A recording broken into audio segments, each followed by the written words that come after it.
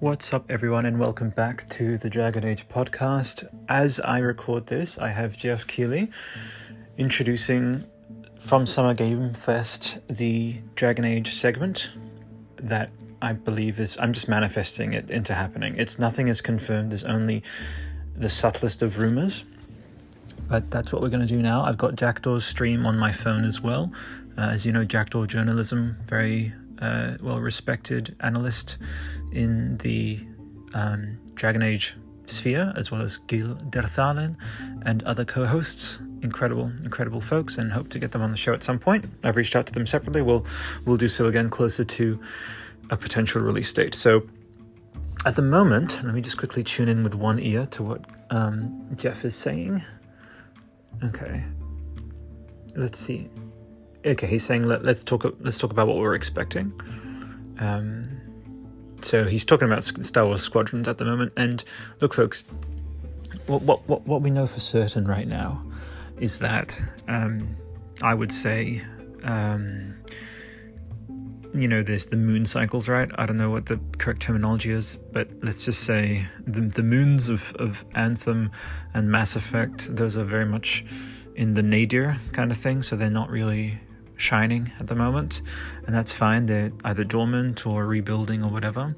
And for Dragon Age, I really think that if BioWare can really tap into what they've learnt from both Anthem and Mass Effect Andromeda, and it can be this wonderful grand return, would be wonderful, you know?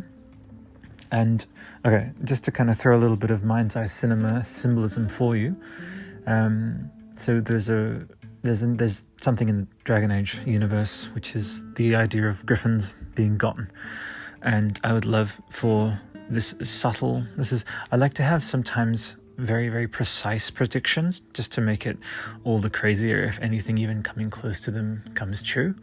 And so imagine if there was just some meta aspect of Dragon Age 4 where it's like the Griffins have come back and this mythical being, which is what BioWare once were. They were a legend, you know. They were held to such a high standard, and that would be amazing. It really would be incredible to kind of see that from them, you know. Like, come on, tell me that wouldn't. I'm asking you right now, listener, that if you were playing like PS5 in like 2021 or 2022 and you booted up Dragon Age 4, and all throughout you noticed that there was this sense within the story of not like atonement or apology, but a sense of just a reclamation of some kind. And I'll make a random title prediction. So Dragon Age Reclamation would be interesting, because it would be this wonderful kind of meta commentary about reclaiming their legacy and reclaiming their place. And I think people should be a lot more free about expressing that kind of stuff. So some people might think it's a bit like sappy, or but I think that would be just powerful, and I think people are often a bit too worried about wanting to seem like super duper cool, and then like kind of, there are some people who like kind of close ranks, and try to seem not corporate or anything, but they just, they don't immerse into that sense of, almost just optimism and magic kind of thing. This is a bit appropriate because I'm also hosting the Wizarding World podcast, but so that's another huge one for me, by the way. Little sidebar is what we're hoping to hear from around about August is something from that Hogwarts RPG. But back to Dragon Age, that's what I would love, and I would love for that to be the introduction of flying mounts. And I've said this for years, that's what I think Dragon Age would really, really benefit from, and flying mounts done right, and just taking what what Anthem did with its flying mechanics and applying that to a Dragon Age context. And the way that would happen, I've had some people really, and I'm happy they have pushed back. They've pushed back on the idea, saying that, what if the world's just super barren and there's no real point to there being like a flying element, because then you would just skip over everything. It's like, no, you'd have to obviously do it in a logical way where you wouldn't have the flying mount until later in the game. because otherwise it would make a lot of that kind of sort of early trekking kind of moot. If you could just like fly everywhere, there would be no challenge. So definitely, just like Final Fantasy style, that would be a late game edition. Yeah, that's what that would be.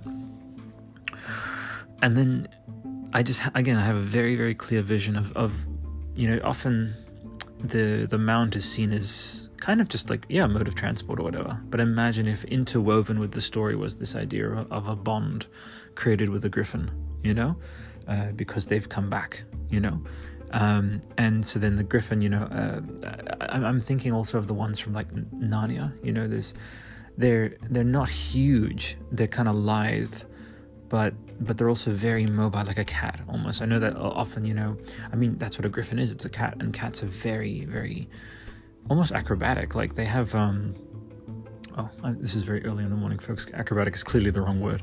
What I meant to say is that they're very flexible and they can negotiate really crazy terrain, right? So my idea is you have this unprecedentedly engaging flying mount. Like that's the challenge they've set themselves, right? And this thing can grapple on like dynamic surfaces. It can climb along them, and so the idea would be is that you could fly up to all these like eyries almost, or whatever, and like crags in the sides of cliffs, and explore dungeons together, and say you find some cool or some intriguing kind of lore or treasure, or dangerous magic in the sort of very Tolkien-esque kind of side of a mountain, and you and your lovely griffin mount, discover like this, like, I don't know, really, really frightening kind of animals, or creatures, you come across those, and they give chase, and so they're running at you, and then you just jump out, like you're just running after having found this treasure, so to speak, very Joseph Campbellian style. It's like on the way back up to the cliff, going out back the way you came in, and then just leaping off of this eyrie, and then taking flight, and like you barely are able to scramble onto the back of the griffin before you do that. And like just imagine that kind of like that visual. I just cannot get it out of my head. It would be so beautifully appealing. But yeah, the emphasis would be to do a little bit what Last Guardian did, which is a very dynamic AI, extremely like a very strong bond, and for that to be a central part of the narrative. So that's like my pie in the sky dream come true, really manifesting it, kind of version of Dragon Age 4 that I want to see, Definitely. Okay, well, I would usually have stuff in the background, and I'm gonna have some like lovely music as well if I do go quiet, so it's not like you'll just be sort of left in silence. I'm also at work at the same time, so working from home while this is going down. So Jeff is still introing us.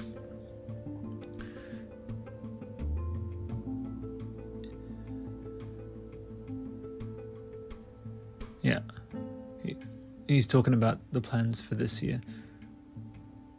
Okay, if he starts talking about Dragon Age, I'll just basically transcribe him.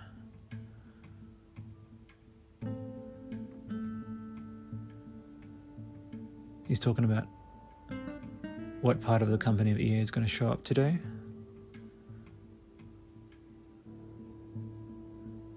Certain games that people are very excited about.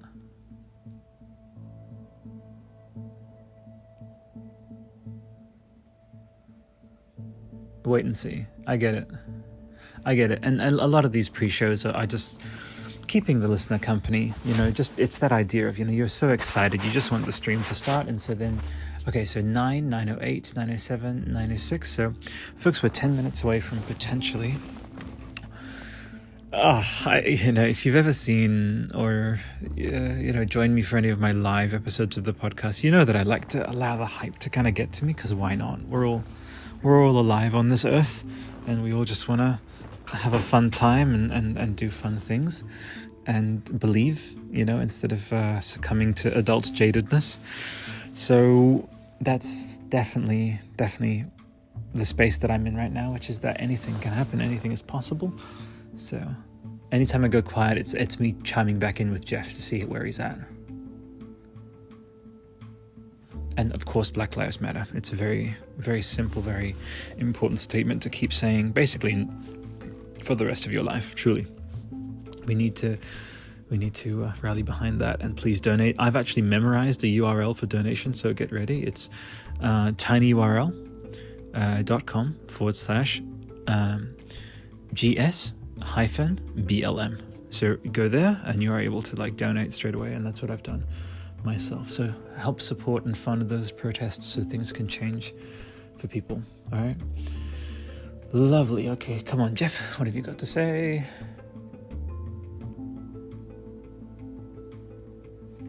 Good old Jeff, just keeping people company. I could obviously dive into some Mind's Eye Cinema with you, but what I'll also say is I'll just kind of quickly dive in for some people who may be jumping on in the aftermath of anything potential that we get to see today. I'm Albert. I am Australian. I live in Canberra. I've been following Dragon Age since 2011 when I first encountered it. If we want to be super duper, the very first time I heard of Dragon Age, I think was in 2005, 2006. I was sitting in the library of Canberra College. I was really, really into Jade Empire, so excited about that. And on the super old website of BioWare, with just, you know how terrible websites were back then. I mean, terrible is also a preference thing. Some people really, really loved those kind of pixelated old websites with way too many graphics, not very streamlined at all. But I do remember very clearly in 2005 and 2006 reading that Tim Curry was going to be participating in some way in this new project called Dragon Age. So the earliest rumblings of Dragon Age were 2005, 2006. So, and then that was slightly before I went into the army. So had a brief little kind of brush with Dragon Age that early on, where it entered my sort of sphere of awareness. And then fast forward 5-ish years later, and so then an ex-partner of mine had the title. It was actually one of the really lovely bright spots in an otherwise very, very difficult time for me. And so I just remember that world being beautiful and so inviting, and I just always saw it as this almost like the be-all end-all of the fantasy genre, where it combined high and low fantasy so beautifully, to the point where it's I don't know if this was a meta-intentional thing, but Grey Warden. Grey is between black and white, and so the Grey Warden's really, that idea of being between, on the fence, and they are the guardians, and they kind of, in that way, functionally echo what the Black Watch, from To Take the Black kind of thing, those guys. It's also it's super early, folks, in Australia, and brain still hasn't fully woken up. Oh, 8:50 isn't that early, but anyway, the Night's Watch, there you go. So, and I just really saw it as this 5-way sliced pie that created this really beautiful, unique universe. So it was you took a nice chunk of Tolkien, then you worked that in with some Song of Ice and Fire. So there's your high and low right there. But definitely all throughout you sense bits and pieces of even things like Monty Python and, Princess Bride. There's definitely that kind of campy aspect as well to Dragon Age, which I love. And then obviously a little bit of Magic the Gathering too, which I loved. And I say this about Avatar as well, which I also host the Avatar podcast, is there was a sense when I was first encountering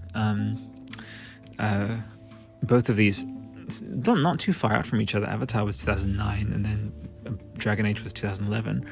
I had the sense of oh wow, this is this beautiful gestalt, amalgam of so many things I love. And with Avatar, it was oh wow, they have the kind of blue-skinned, ponytailed people of Oddworld, a little bit, mixed with some Lord of the Rings, mixed with some Halo, because there's that beautiful thing of the verdant planet, but then the militaristic aspect, and then the bows and arrows of